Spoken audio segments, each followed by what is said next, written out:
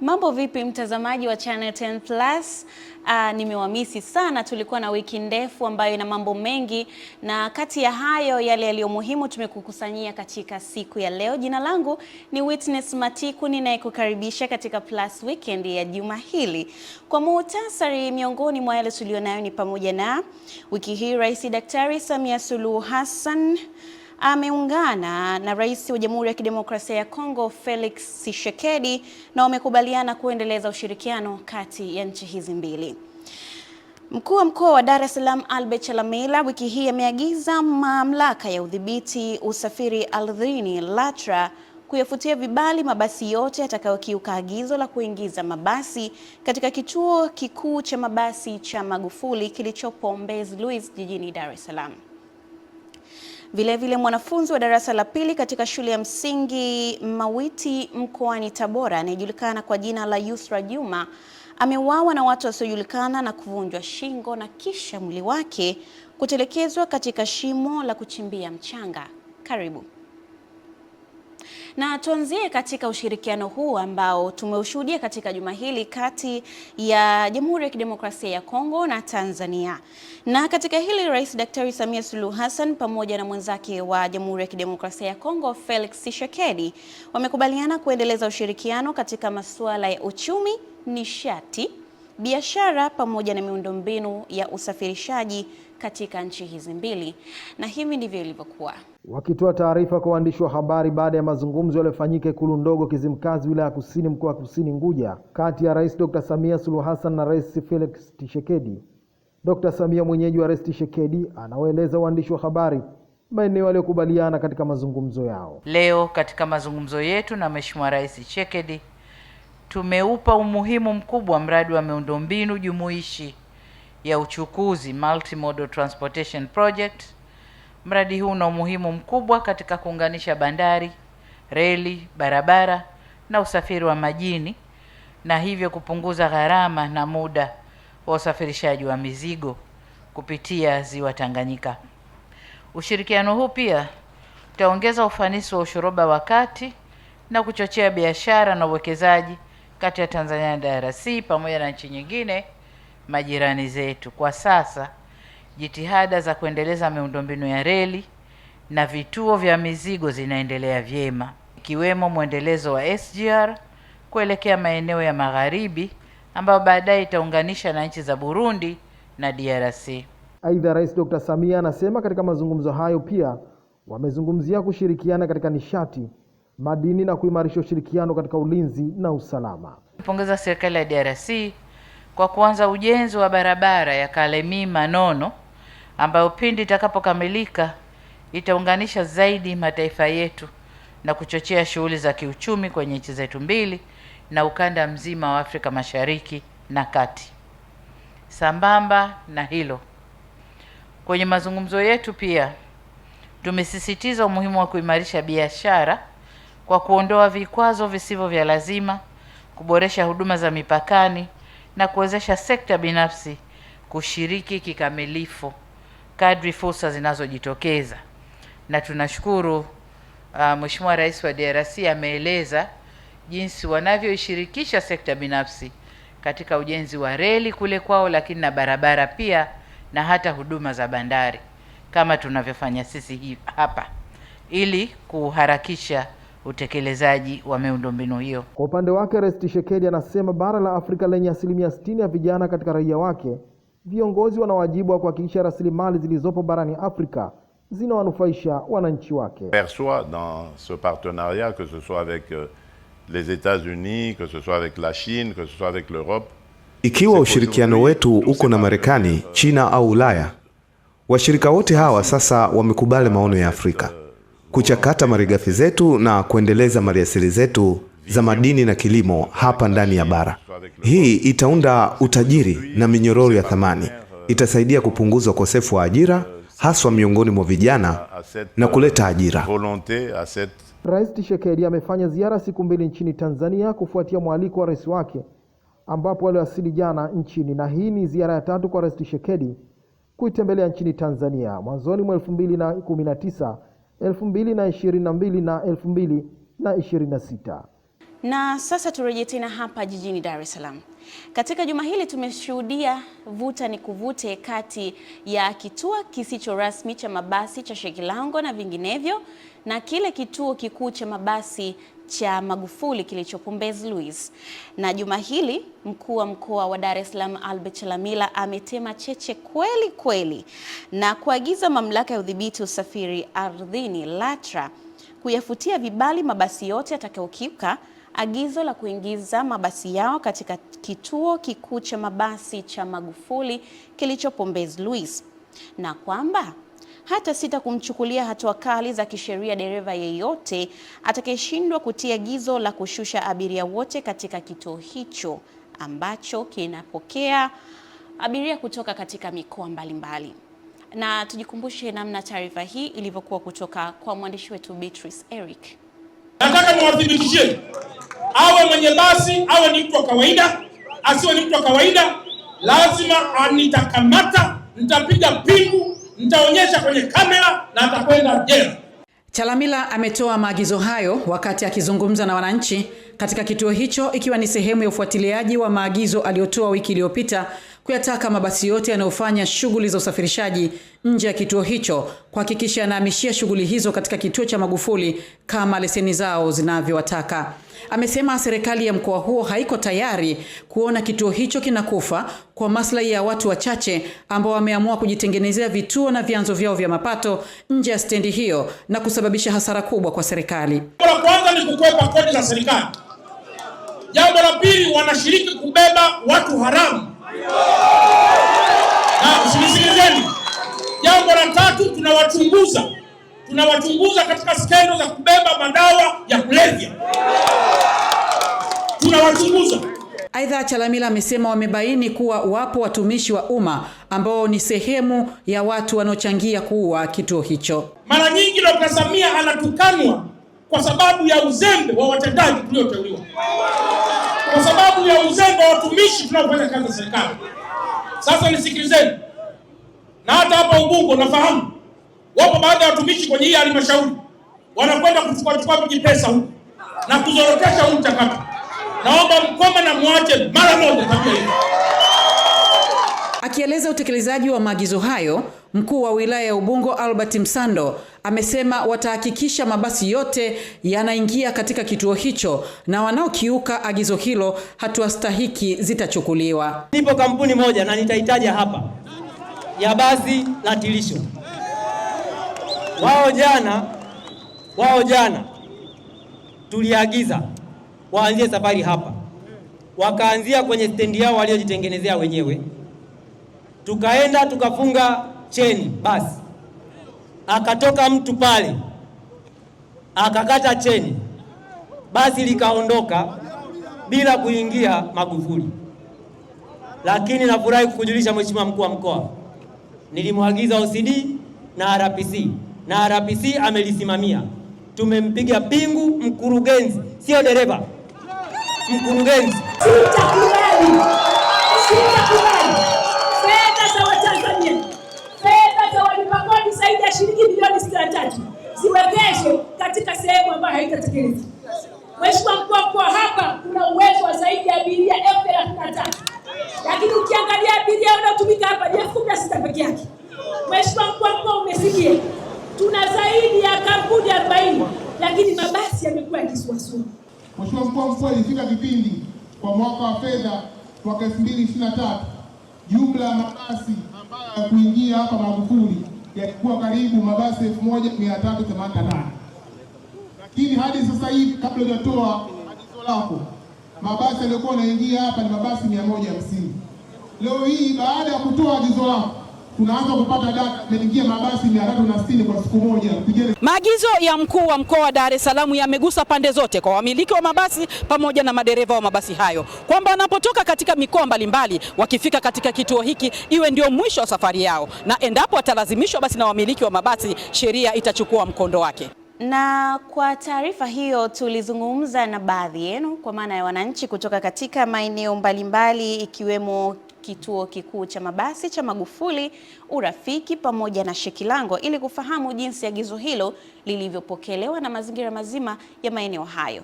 Na tunaungana tena na Beatrice Eric kwa taarifa hii. Shangwe zimeibuka kwa wafanyabiashara wa Mbezi Magufuli. Wanasema ndani ya siku 2 ambazo mabasi yameanza kuingia kituoni hapo, hali ya biashara imeimarika, huku akishukuru serikali kwa uamuzi huo ambao utaokoa upotevu wa mapato yao. Hii inaweza ikatoa ajira zaidi ya 3,000. 3,000 ni watu wengi sana ambao ukiwakusanya wakati mmoja, unaona kabisa kwamba serikali imefanya kitu ambacho ni endelevu. Kwa mimi kwa siku ya jana niliuza sana. Nilikuwa napika kilo 2 chakula na chakula kinalala. Lakini kwa siku ya jana nimeuza kilo 11. Mheshimiwa Albert Chalamila, mimi namuita mkombozi. Ni mkombozi wa keki ya taifa. Hii stendi ni keki ya taifa. Na kwa sababu ni keki ya taifa, ina maslahi mapana sana kwenye taifa. Wakati wafanyabiashara walio katika kituo cha mabasi Magufuli wakishangilia kwa uamuzi huo, walioko eneo la Urafiki na Shekilango wanasema hali ya biashara ni mbaya ikilinganishwa na siku zote, huku eneo hilo kwa sasa likiwa halina mabasi kama ilivyozoeleka. Zangu ni kudeki maofisi. Nikideki ofisi moja napata 3,000, nikideki nyingine napata 3,000. Kwa ofisi 3 zote hawataweza kukupa tena ile kwamba walikuwa wanakupa kwa sababu uchumi umepungua, magari yako Mbezi. Alafu mimi mwenyewe natumia nauli kutoka Kimaratemboni kuja Shekilango kurudi Kimaratemboni. Kama unavyoona magari sasa hivi hayapo. Urafiki nzima hapa Shekilango upate magari sasa hivi hayapo. Kwa hiyo sasa hivi hali imekuwa ni ngumu. Na abiria wanaokuja hapo ninawasaidiaje ili waweze kufika kwenye kituo cha mabasi? Tunalazimika kuchukua usafiri mwingine kuganikia kikampuni kuwapeleka abiria Mbezi. Abiria wanapata tabu kwa sababu kuna abiria ambao wao wanatokea mbali ambao kwa ni urahisi kwa kupandia hapa. Na hasa nyingine zimetokea ni kwa upande wa wanabiashara. Kwa mfano mawakala wa Tigo Pesa, kama hivyo unaona maduka, walikuwa wanategemea hao abiria wanaposhuka hapa na wanapopanda hapa ndio wao wanafanya biashara. Mtazamaji wa Channel 10, kama ambavyo umewasikia wafanyabiashara katika eneo hili la Urafiki hapa jijini Dar es Salaam wameeleza kuhusiana na hili agizo la mkuu wa mkoa kwamba huenda kwa namna moja ama nyingine wao wakapoteza riziki kwa kuwa walikuwa wanategemea mabasi haya kupata chochote. Na tukiondoka jijini Dar es Salaam, kuna taarifa kutoka katika mkoa wa Tabora ambayo taarifa hii ni ya kusikitisha inayomhusisha mwanafunzi wa darasa la 2 katika shule ya msingi Mawiti mkoani humo Tabora. Alijulikana kwa jina la Yusra Juma ambaye ameuawa na watu wasiojulikana na kuvunjwa shingo kisha mwili wake kutelekezwa katika shimo la kuchimbia mchanga katika mtaa wa Mtakuja, kata ya Malolo, manispaa ya Tabora, huku ukiwa na michubuko katika maeneo ya miguuni, shingoni na mikononi. Kwa taarifa hii tuungane na Adela Moses kutoka mkoani Tabora. Kwa mujibu wa dada wa binti huyo ambaye wanasoma shule moja pamoja na mashuhuda wengine, wanaeleza hali halisi huku wakiomba hatua kali za kisheria zichukuliwe juu ya mtu huyo. Nimeenda pale nimekuta viatu na daftari moja. Nikasema sijui begi lake liko wapi, nikaamua nimtafute nikamkosa. Nikaamua niende nyumbani, bibi akaniuliza hivi, yuko wapi? Nikamwambia sijui. Mimi nimekuta tu viatu na daftari moja. Akasema tukamtafute. Bibi akapita huko kwenye mawe, mimi nikapita huku. Ndio kuja kuangalia kwenye shimo yundo nikamkuta humo. Tumemaliza kula natoa vyombo. Ndo nasikia anaita, "Mama Kiresi, sijui mjukuu wako kanani kabebwa na nani?" Sasa mume wangu akamwambia yule kijana, "Mfuatie Mama Farida, huyo mtoto kabebwa na nani?" Kufika hapo kwa mzee huyo nikakuta vitoto hivyo. Mbona pale kuna watu kuna nini? Akasema kafa. Akizungumzia tukio hilo, kamanda wa jeshi la polisi mkoa wa Tabora, kamishna msaidizi wa jeshi hilo Twaha Lulengelule, anaeleza ilivyokuwa, huku hatua za haraka za kuwabaini na kuwakamata watu hao zikiwa zimeanza. Wananchi walifika pale na baadhi ya polisi walichukua mwili wa marehemu mpaka hospitali ya rufaa ya Kitete kwa uchunguzi zaidi, na ilibainika kifo cha mtoto huyo ni kukosa hewa. Mbinu tumika ni ya kumkamata mtoto na kumkaba na kumvunja shingo. Kwa uchunguzi wa daktari alifanya uchunguzi wa mwili wa marehemu, hajakuta bruises zenu sehemu za kuingiliwa, ili tu alisema kifo chake kimesababishwa na kukosa hewa. Aidha, kamanda Lulengelule amewataka wazazi na walezi kuwa makini na watoto wao, kuwafuatilia kwa karibu na kuhakikisha wanapata malezi bora ili kuwakinga dhidi ya vitendo na mazingira yanayoweza kuhatarisha usalama na mustakabali wao. Wito wangu kwa ujumla, wananchi kwanza tupe ushirikiano kwanza kwa baini, lakini lingine ni wazazi kuangalia watoto wetu. Mtoto wa miaka 7 sasa hiyo tabia kutoka shuleni, wazazi lazima tuwafuatilie watoto wetu nao karibu. Kama ngela mazingira ya shule Mawiti mpaka nyumbani mtakuja ni mbali, na kuna sehemu zamani kwa bonde la mchanga, kwa hiyo kuna vichaka. Kwa hiyo unapoona muda unakifika, basi tujaribu kufuatilia ni shuleni. Tukiachana na taarifa hiyo kutoka mkoani Tabora, ni mwaka 2026, dunia imeendelea sana. Unaweza kufikiri masuala yale ya ukeketaji na ndoa za utotoni na mila zingine potovu labda zimekwisha, lakini la. Serikali imefanya kazi kubwa pamoja na jamii, lakini yapo baadhi ya maeneo nchini Tanzania hizo ni miongoni mwa changamoto za jamii ama maeneo hayo. Ukizungumzia jamii hizo, huachi kuzungumzia jamii za Kimaasai pembezoni mwa wilaya ya Ngorongoro, ambazo hivi sasa zimeanza kubadili mtazamo kuhusu elimu ya mtoto wa kike na huku kueneza uelewa kuhusu madhara ya ndoa za utotoni, ukeketaji pamoja na ukatili wa kijinsia ambao unaongezeka. Taarifa hii inaletwa kwetu na Jamila Omar kutoka huko Ngorongoro. Sasa hivi huwezi kumkeketa msichana. Hii haiwezekani. Msichana anakuambia mimi sikeketu, naenda shuleni. Mabadiliko hayo yanaelezwa kuanza kuonekana baada ya jamii hizo kupata elimu kutoka kwa wadau wa maendeleo, ikiwemo shirika lisilo la kiserikali la Mimitie Women Organization, huku baadhi ya wanawake wakianza kushiriki katika uongozi wa kimila. Kwa sasa hivi hawawezi kuendesha kikao kama mwanamke hayupo. Hiyo kikao kinakuwa batili. Lakini kwa sasa hivi kweli tunaenda kwenye mikutano ya wanaume na sisi tunaongea kama nao wanavyoongea, na wanatusikiliza kwa sasa hivi. Na mama wa Kimaasai zamani walikuwa wananyanyaswa na wasee, sasa hivi tunasimamia kama wakina mama. Hiyo unyanyasaji sasa hivi haipo kwa sababu ya tumepata uongozi wa wakina mama ya mila. Mkurugenzi wa shirika la Mimitie Women Organization, Rose Njilo, amesema elimu hiyo na imechangia kuleta mabadiliko katika jamii za wafugaji. Na mnamo 2023 tumekuja kufanikiwa kuwasherehekea kupatikana kwa Mangaigwana ni wanawake 6 ambao tumepata katika tarafa ya Loliondo na tarafa ya Sale. Kwa kweli Mimitie tumekuwa tukipambania sana na tukipigia kelele kutokomeza ndoa za utotoni, ambayo ni kikwazo kikubwa kwa mtoto wa kike wa kifugaji. Vijana wa Kimaasai, elimu hiyo imekuwa chachu ya kutambua haki zao na umuhimu wa elimu katika kujenga maisha yao na jamii kwa ujumla. Tumekuja kunufaika baada ya kuwa jamii imepata mwangaza sasa na kuanza kujua kwamba kuna umuhimu sana wa watu kusoma.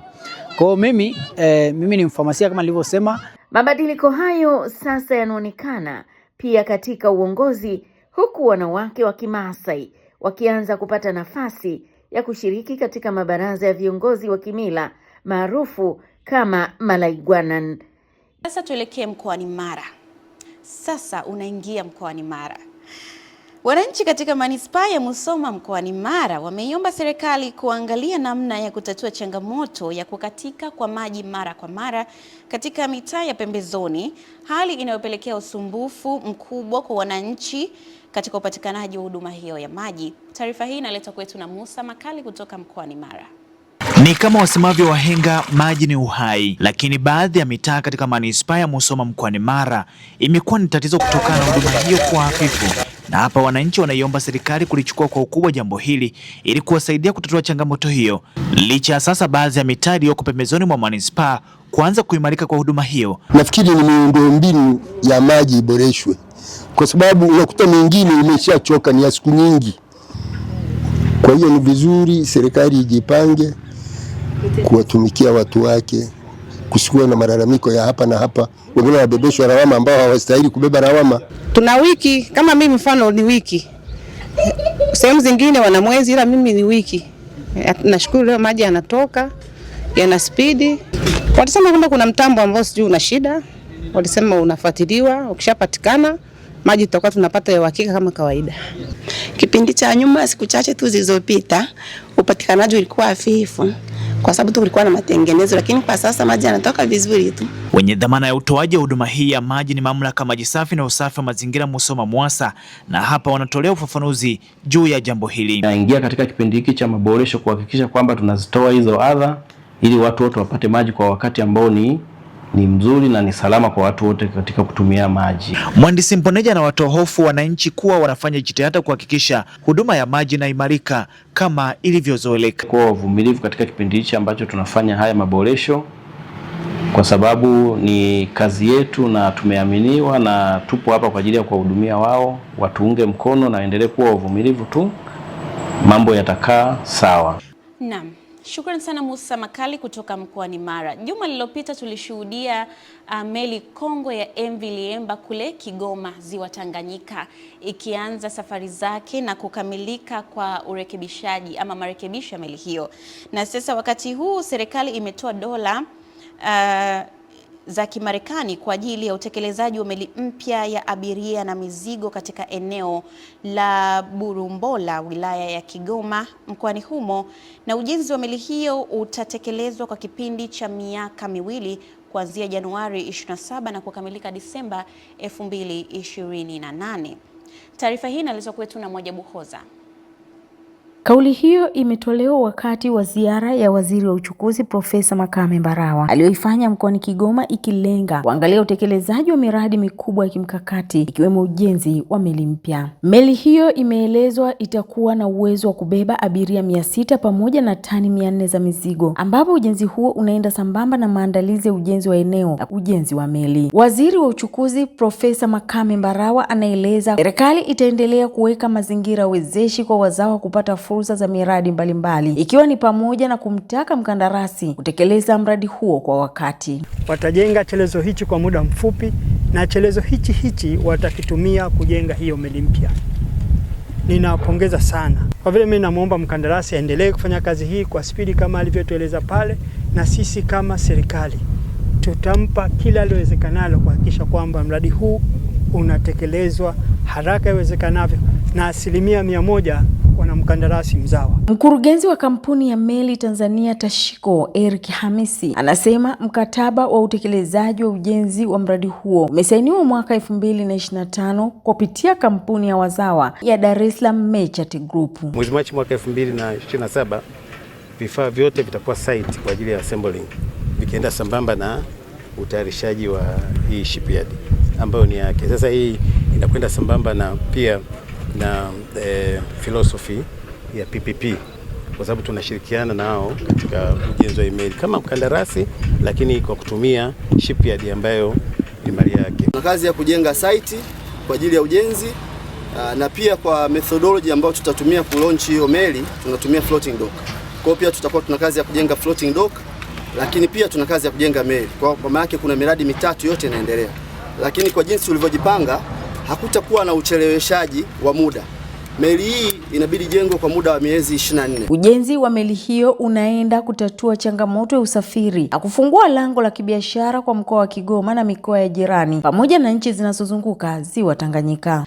Shukrani sana Mwajabu Hoza kutoka mkoani Kigoma. Taarifa nyingine katika juma hili ni pamoja na Katibu Mkuu wa Chama cha Mapinduzi CCM, Dr. Asha Rose Migiro amesema kulinda amani na kuhamasisha umoja wa kitaifa ni moja ya majukumu ya vijana wa Kitanzania wakiongozwa na moyo wa uzalendo katika kujenga Tanzania imara katika shughuli za kimaendeleo. Na ifuatayo ni taarifa kamili ya tukio hili. Katibu Mkuu Dr. Asha Rose ameyasema hayo aliposhiriki kipindi cha vijana, burudani na maisha kiitwacho Daladala Beats kinachoruka kila siku za Jumatatu hadi Ijumaa kupitia Radio Magic FM, ambapo amezungumza na vijana wa Kitanzania kuhusu umuhimu wa kuzitunza tunu za kipekee zilizopo hapa nchini, ikiwemo amani, mshikamano wa kitaifa, kuheshimiana, muungano na lugha ya Kiswahili ambavyo vimekuwa nguzo muhimu ya ustawi wa taifa. Tuwe wazalendo wa kweli. Kabisa. Tuwe wazalendo wa kweli. Taifa letu la Tanzania ni adhimu katika ukanda huu wa Afrika, lakini duniani pia. Kabisa. Sisi ni watu tumekuwa na bahati ya kuunganishwa na lugha moja. Hiyo inaonyesha kwamba tunayo silaha ya mwanzo kabisa ya umoja. Lakini tuwe vile vile taifa ambalo linaendeleza yale ambayo watangulizi wetu walifanya, na ni kujenga ushirikiano na nchi nyingine na kujenga umajumui wa Afrika. Kabisa. Hilo ni muhimu sana. Ndilo lililotutambulisha Tanzania. Kuhusu ujenzi wa taifa, Katibu Mkuu Dr. Asha Rose amesema Tanzania inawategemea vijana ambao ndio nguvu kazi inayoweza kuhimili kasi ya sasa ya mabadiliko ya teknolojia. Hata hivyo, ikiwahitaji kujituma na kujifunza maarifa mapya kila siku. Lazima tuwe watu wenye nidhamu. Yeah. Nidhamu ndio siri ya mafanikio. Na kwamba nidhamu ile sio tu katika shule. Ukiwa shule utakuwa una nidhamu sana. Ukiwa nyumbani nidhamu, lakini utakuwa umemaliza shule unaishi.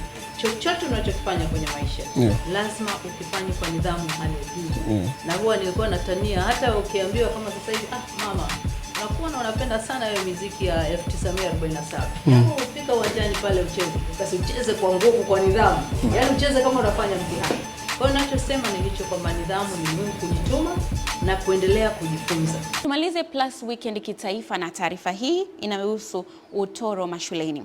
Katika wilaya Simanjiro imeonywa vikali kwa wazazi ambao wameanzisha wimbi la kuhamasisha watoto wao kutokwenda shule, hali inayopelekea wimbi la utoro na mdondoko wa elimu katika wilaya hiyo. Tungane na Elia Kimani akiripoti kutoka mkoani Manyara.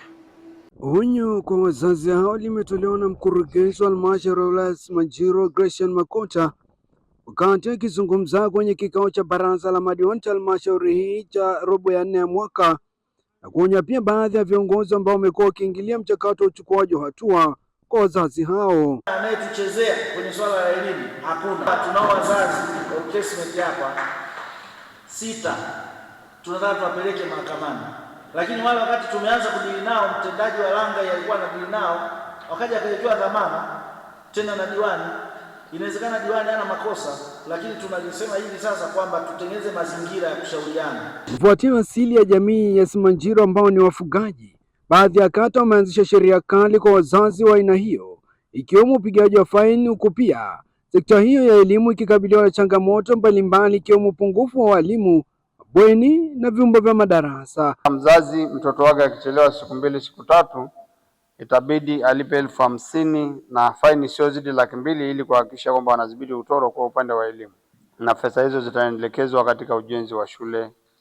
Changamoto kwenye kata ya Ngorika ni zile kubwa za msingi, na zaidi, Mheshimiwa Mwenyekiti, ni mabweni katika shule yetu ya sekondari ya Nyumba ya Mungu. Moto nyingi zinazoikabili kata ya Mererani kama ifuatavyo: kutokuwa na nyumba za walimu, bwalo, uzio wa shule yetu ya sekondari ya Tanzanite, hivyo kufanya shule yetu kwa katika mazingira magumu mno. Hata hivyo, kikao hiki cha baraza la madiwani kimeeleza maeneo mengi wilayani hapa kukabiliwa na changamoto ya migogoro ya ardhi. Shukran sana Elia Kimani kutoka mkoani Manyara, na kwa taarifa hiyo tunapata wasaa wa kuungana na Lulu Ali aweze kutueleza Plus Weekend kimataifa katika juma hili imesheheni vitu gani haswa. Katika upande wa kimataifa, Tanzania hili, shirika la afya duniani WHO limeidhinisha siku ya mbu duniani inayofanyika kila mwaka tarehe 20 Agosti kwa kutoa mafanikio ya chanjo ya kwanza ya malaria RTSS, kwa kusema kusambazwa kwake kumeweza kuleta matokeo yanayoweza kupongezwa, ingawa bado kuna changamoto kubwa. Takwimu zinaonyesha bara la Afrika ndilo bara pekee linaloathirika zaidi ya 95% kutokana na vifo na maradhi yanayotokana na ugonjwa huo unaosababishwa na mbu, huku ripoti ya malaria duniani ya mwaka 2025 ikisema zaidi ya visa milioni 170 vya malaria na vifo milioni 1 vimeepukwa duniani kote mwaka 2024 kutokana na ongezeko la matumizi ya zana mpya za kuzuia, ikiwa ni pamoja na chanjo zilizopendekezwa na WHO. Hata hivyo, chanjo ya malaria ya RTSS inayofahamika pia kama Mosquirix ni chanjo ya kwanza duniani kuidhinishwa na shirika la afya duniani WHO kwa ajili ya kuwakinga watoto wadogo dhidi ya ugonjwa wa malaria, hasa katika maeneo yenye maambukizi ya wastani na makubwa.